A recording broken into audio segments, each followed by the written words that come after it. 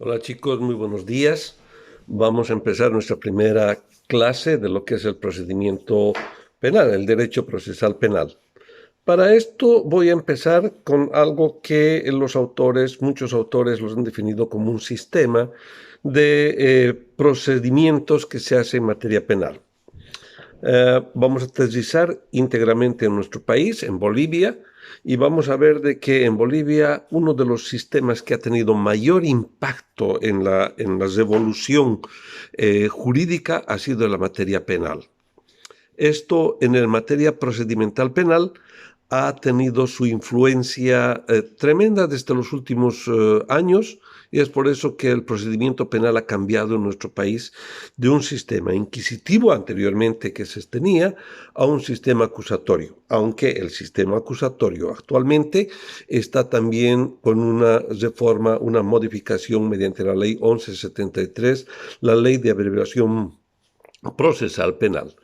En ese sentido vamos a ver, entonces, vamos a abocarnos solamente a la última parte de lo que ha sido el procedimiento penal para poder entender un poquito cuál es el sistema en el cual se está trabajando hoy en día en nuestro país, en Bolivia.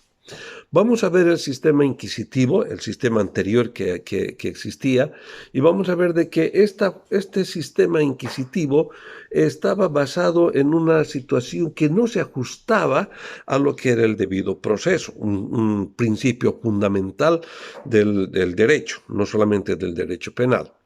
Esta función venía a resultar de la siguiente manera. La función acusatoria, que es la del fiscal, pero al mismo tiempo decisoria, que es la del juez, esta función estaba estrictamente agrupada en un solo órgano. Era el órgano judicial, es decir, el juez investigaba y el juez juzgaba, acusaba, etc. Todo el poder del ámbito jurídico estaba basado en una sola persona que se llamaba juez. El fiscal entonces, ¿qué hacía? El fiscal solamente en el sistema inquisitorio era un intermediario del proceso. No ejercía la dirección. Si investigaba, esa investigación no llegaba a su esencia fundamental de poder representar al órgano social. La anulación de la función defensiva era otro de los sistemas que estaba en el sistema inquisitivo muy arraigado. Es decir, el acusado no tenía la defensa, la acusación estaba en las manos del juez, porque el juez era el que investigaba y era el que definía. Él no podía decir, me he equivocado en la investigación. Entonces, el detenido desde el inicio del proceso era obligado a declarar el hecho. ¿Qué significa esto que les acabo de decir? Significaba de que había la presunción, no de inocencia, sino la presunción de culpabilidad. Es decir, el acusado, una vez que se lo acusaba, tenía la obligación de establecer de que él era inocente, no el que acusaba de demostrar que él era culpable. En ese sentido se iba desarrollando el sistema inquisitivo en nuestro país. Esto ha causado un revuelo y ha permitido de que haya una reforma grande. Organismos internacionales, el apoyo de la comunidad internacional, de la justicia internacional, la GTZ, varios organismos han comenzado a trabajar este sistema y han hecho una reforma y han convertido el sistema inquisitivo en un sistema acusatorio. El procedimiento penal cambia, hace una revolución. ¿Qué hace en el sistema acusatorio? En primer lugar, el sistema acusatorio nuevo, el moderno, el que en este momento estamos nosotros trabajando, ha permitido una función ampliamente defensiva y garantista. Es decir, permite a las personas defenderse, permite a las personas trabajar en un sistema jurídico. La presunción de inocencia está desde un principio hasta el final. Mientras no sea ejecutoriada una sentencia, va a continuar siendo en el pensamiento del juez y de todos los sujetos procesales, va a seguir pensándose de que él es una persona inocente. Hay también ahora la función ampliamente investigativa del fiscal. El juez tiene una función decisoria. Ahí solamente puede el juez decidir dos cosas: o es culpable o es inocente. Y también hay una parte requiriente. Esta parte requiriente que también apoya a lo que viene a ser la víctima. Es decir, apoya el fiscal, apoya el abogado de la víctima, y entonces está la víctima, y ahí comienza a estructurarse también el porqué del sistema, por qué se está aplicando el procedimiento penal. ¿Cuál es la finalidad del sistema acusatorio en realidad?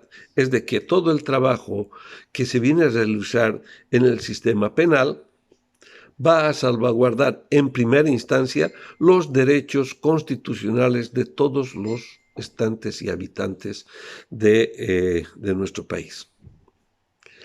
Está en este sentido también las personas que son acusadas de cometer los delitos.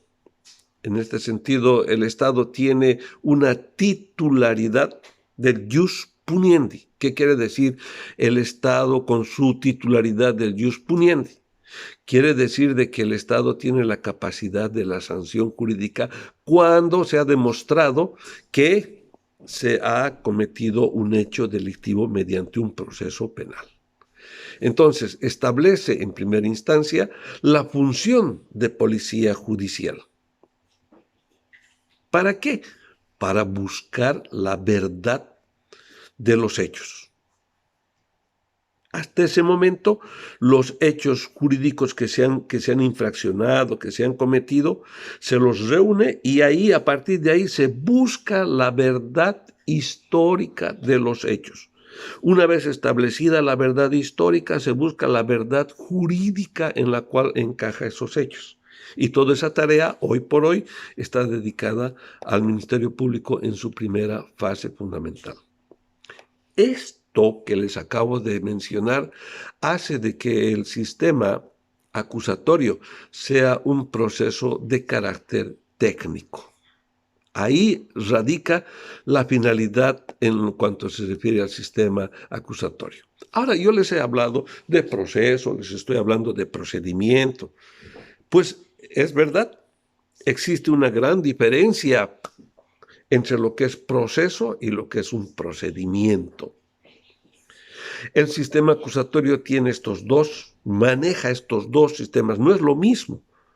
Una cosa es el proceso y otra cosa es el procedimiento.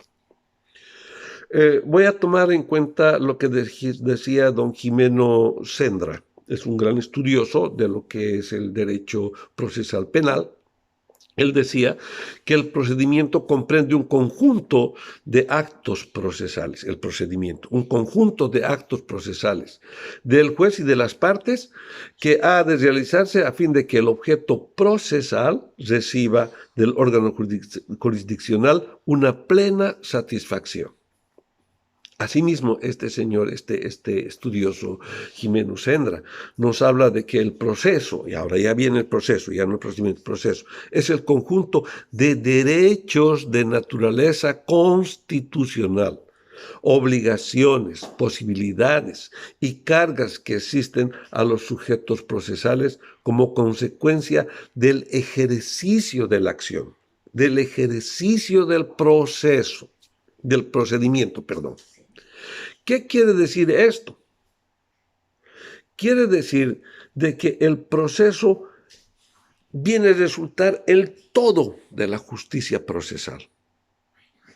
Alguien va a entrar a un proceso penal global.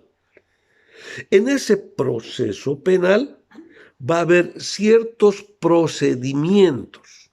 Por ejemplo, para hacer un proceso penal, primero hay que hacer una denuncia. Luego hay que hacer unas declaraciones. La denuncia ya es un procedimiento del proceso. La declaración es un procedimiento del proceso. La recolección de evidencias, de pruebas, es un acto del procedimiento que engloba el proceso. En síntesis, el proceso es lo global y el procedimiento es lo específico en cada una de las etapas. El proceso engloba todo. El procedimiento son esos actos que van a garantizar los derechos. En cada una de las actuaciones tiene su respectivo procedimiento. Si se viola un procedimiento, se anula el proceso. Ese es el sistema. Se anula el proceso. El procedimiento viene a ser la parte mecánica, ritual del proceso. El proceso es un método científico para la tutela de los derechos fundamentales. Por eso es que se dice el procedimiento penal. Todos aquellos pasos que se van a ir dando para lograr el proceso penal. En ese sentido, viene a resultar importante que nosotros veamos cómo está estructurado entonces el proceso penal, para entender cómo son las etapas esas procedimentales. El proceso penal está constituido por 4 etapas fundamentales. Primero, viene a resultar la etapa preparatoria. Segundo, la etapa del juicio oral y público. Tercero, está una etapa de los recursos. Cuarto, la etapa de ejecución penal. No nos olvidemos, 4 etapas. Primero, la etapa preparatoria, la etapa de juicio oral público, la etapa de los recursos y la etapa de ejecución penal. 4 etapas fundamentales que debemos tener en cuenta, que hacen la totalidad y que se llama proceso penal. Todas estas 4 engloban. Ahora bien, la etapa preparatoria. Cuando estemos hablando de esto, yo quisiera que ustedes estén con sus textos, con sus códigos de procedimiento penal, porque vamos a ir hablando de algunos artículos que yo quiero que ustedes lean, que yo quiero que ustedes puedan comparar y seguir esta clase conmigo. ¿Okay? Yo quiero que si ustedes tienen su código de procedimiento penal, vayan ustedes al artículo 277 del Código de Procedimiento Penal y ahí van a estar estructurada lo que es la etapa preparatoria del proceso penal. Bueno, vamos a ver qué dice este artículo 277. El artículo 277 nos está hablando que la finalidad que tiene el proceso penal es de preparar el juicio oral. Vamos a preparar el juicio oral. Vamos a permitir de que llegue limpio a la etapa del juicio. Esa es la etapa preparatoria. Estamos viendo una etapa en la cual vamos a acumular todos los elementos que van a determinar que con probabilidad jurídica el que está siendo imputado puede ser el posible autor porque se han reunido esos elementos. Entonces van a entrar ya al proceso penal en una forma totalmente limpia, porque ya se ha estructurado una investigación. Esa es la finalidad, de preparar el juicio oral. Para ello tiene una segunda parte. Recolectar todos los elementos que permitan fundamentar la acusación. Ojo, recolección de todos los elementos que permitan fundamentar la acusación. Es decir, todos los indicios, declaraciones, vistas oculares, pruebas periciales, etcétera, que se van a ir reuniendo para poder ingresar y poder indicar de que sí estamos frente a un proceso penal. Permite también, como tercera parte, preparar la imputación y también, si vamos a preparar la imputación, va a permitir preparar la defensa. No nos olvidemos que el sistema acusatorio es un sistema garantista, nos está garantizando tanto al imputado como a la víctima, las protege a ambos. Entonces, a ambos va a permitir de que se prepare la imputación, la víctima prepare, el fiscal prepare, la investigación prepare, si es que encuentra elementos, la imputación formal, pero al mismo tiempo que está preparando esa investigación, todos esos actos también tienen que ser en la misma proporcionalidad, dirigidos a preparar la defensa, o a lo mejor a llegar a demostrar la inocencia del imputado. Como un cuarto punto, tenemos realizar actos que suponen la restricción de los derechos fundamentales. Hay actos que suponen una violación a los derechos fundamentales, por ejemplo, el allanamiento. Pero son actos legales porque están salidos de una autoridad legal, una orden de una autoridad legal. La detención, privar la libertad de locomoción de una persona. Entonces, ¿qué está haciendo? Es algo legal. ¿Por qué? Porque está determinado por autoridades legales, mediante un procedimiento legal. Y por último tenemos en la etapa preparatoria las famosas medidas cautelares. Las medidas cautelares que van a resultar simplemente para garantizar la presencia del encausado, del imputado, en el proceso penal. ¿Para qué? Para demostrar ya sea su culpabilidad o su inocencia, mediante un juicio correcto, mediante un juicio que abarque todos los procesos penales descritos. En ese sentido, se estructura esto de lo que es la etapa preparatoria. Estamos hablando de la primera etapa. ¿Okay? Muy bien. Vayámonos entonces ahora a la segunda etapa, la etapa del juicio oral y público. ¿Qué hace la etapa del juicio oral y público? Ya hemos pasado la etapa. Esta etapa ya el fiscal ha determinado, por ejemplo, ha encontrado suficientes elementos de convicción, entonces agarra el fiscal, imputa formalmente y inmediatamente pasa a otra siguiente etapa. Esta siguiente etapa es la del juicio oral. ¿Por qué? Porque ya se ha terminado esta etapa preparatoria.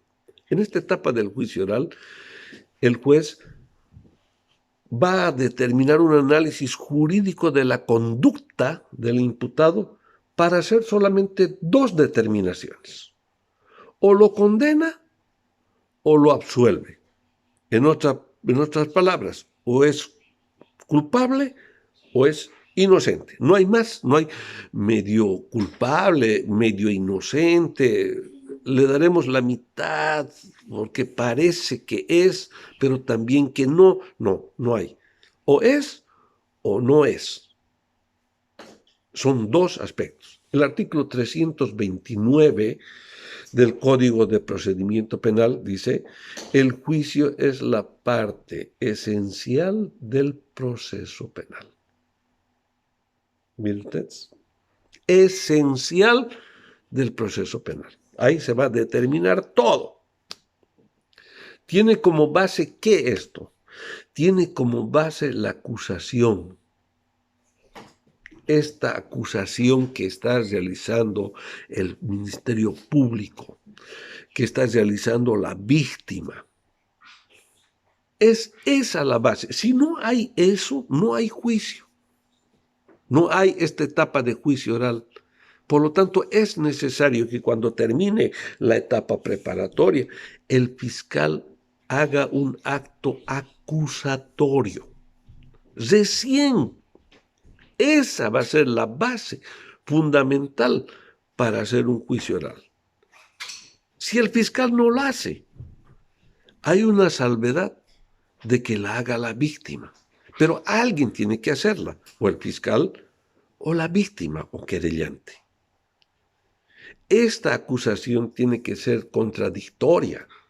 Tiene que haber una base de poder darla también una opción a la otra parte, a la parte del imputado, en este caso del acusado, de que pueda decir, no, no es verdad, yo tengo para demostrar estos otros elementos. A eso se llama contradictorio, poner en tela de juicio para que entre en un debate, para que entre en una contienda jurídica, para que entre en una especie de una guerra jurídica.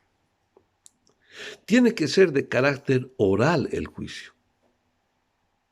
No hay papelitos, papelitos y papelitos. Los papelitos están dados en la secretaría del juzgado. Ahí tiene que hablarse, tiene que discutirse, tiene que decir, tiene que darse una amplia libertad de expresión. Debe tener publicidad, debe ser público el juicio oral. No es privado, a no ser de que sea un menor de edad, a no ser de que tenga algunas cosas que el mismo juez, por precautelar los derechos fundamentales de las personas, pueda declarar esa audiencia o alguna audiencia, pueda declarar en un carácter privado, en un carácter reservado. Pero después es público.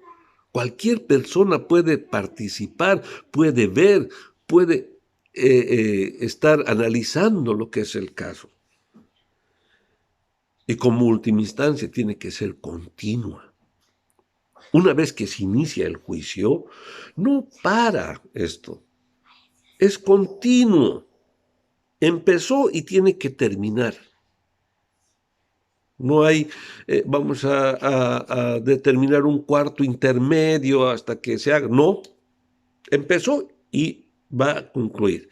Esa es la etapa del juicio oral.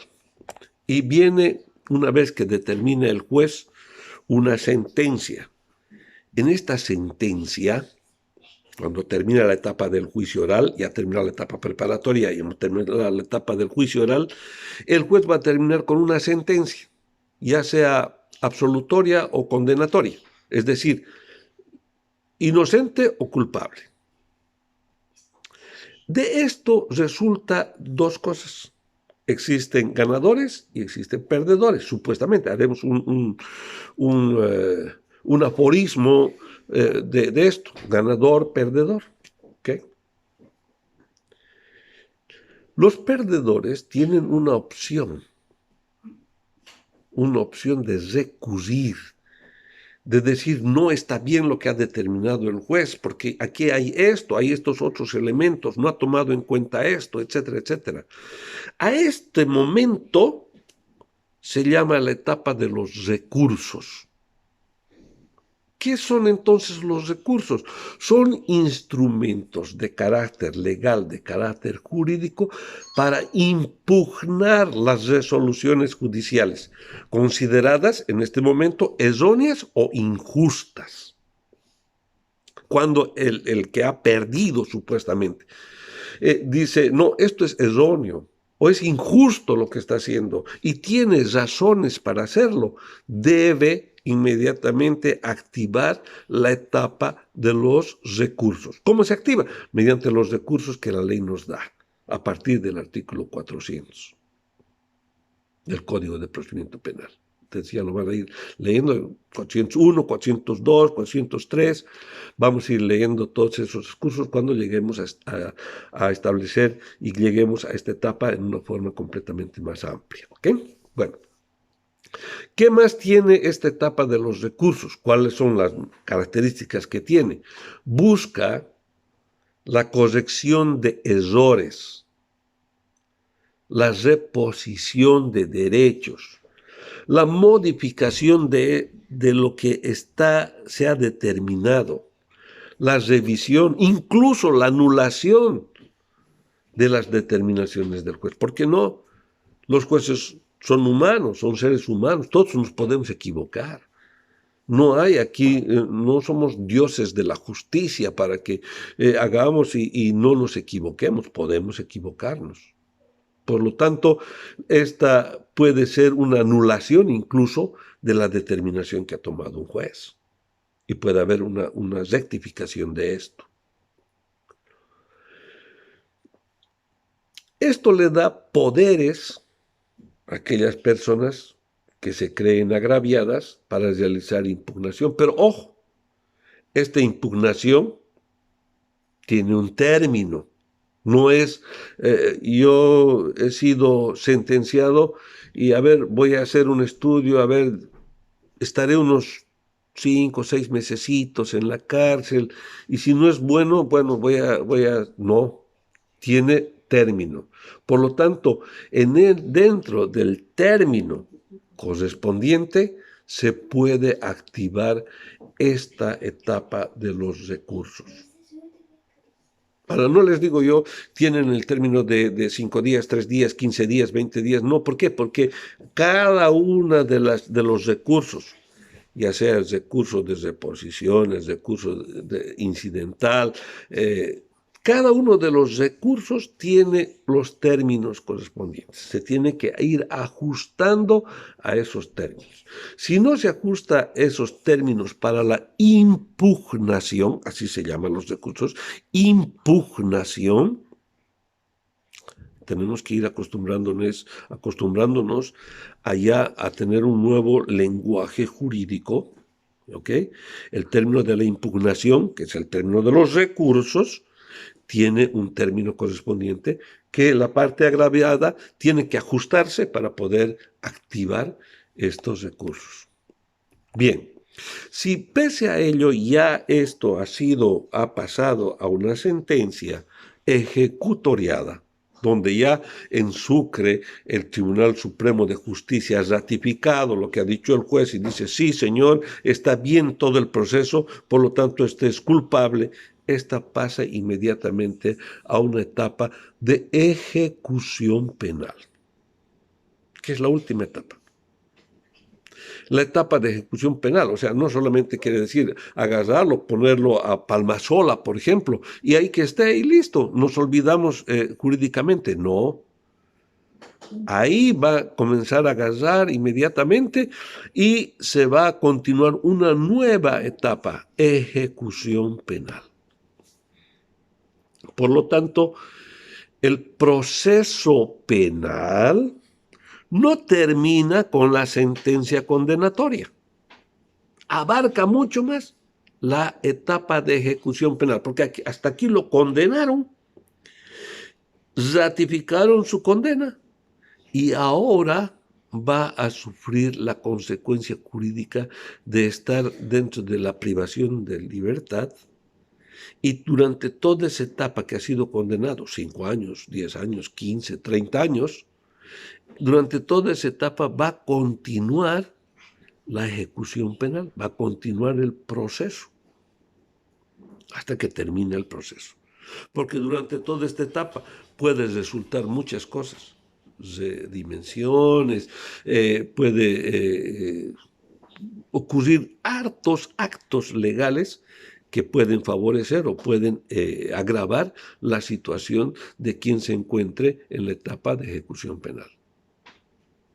Así nos habla el artículo 428 del Código de Procedimiento Penal, que yo quiero que ustedes ya empiecen a agarrar y empiecen a leerlo, empiecen a estructurarlo, empiecen a analizarlo y me puedan enviar sus preguntas, me pueden enviar sus inquietudes, algo que no hayan entendido de estos artículos para que yo, mediante este sistema, pueda irles explicando, pueda ir desarrollando, pueda permitirme a mí comunicarme con ustedes. Yo creo que a partir de la próxima clase vamos a utilizar el sistema Zoom, para poder tener una videoconferencia, que creo que va a ser más amplio, pero ya vamos a ver eso. Muy bien. Ahora bien, ¿qué acciones emergentes viene del proceso penal? Cuando se comete un hecho delictivo, se activan 2 acciones en forma inmediata. Una acción penal y una acción civil. La acción penal para la investigación del hecho, para su juzgamiento, para la imposición de una pena o una medida de seguridad de quien ha cometido.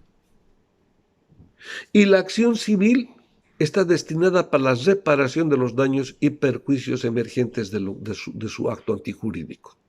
Garantiza, por lo tanto, el primero, una acción penal, un debido proceso, y el segundo, una acción civil que garantiza la reparación de los daños. Es un sistema reparatista.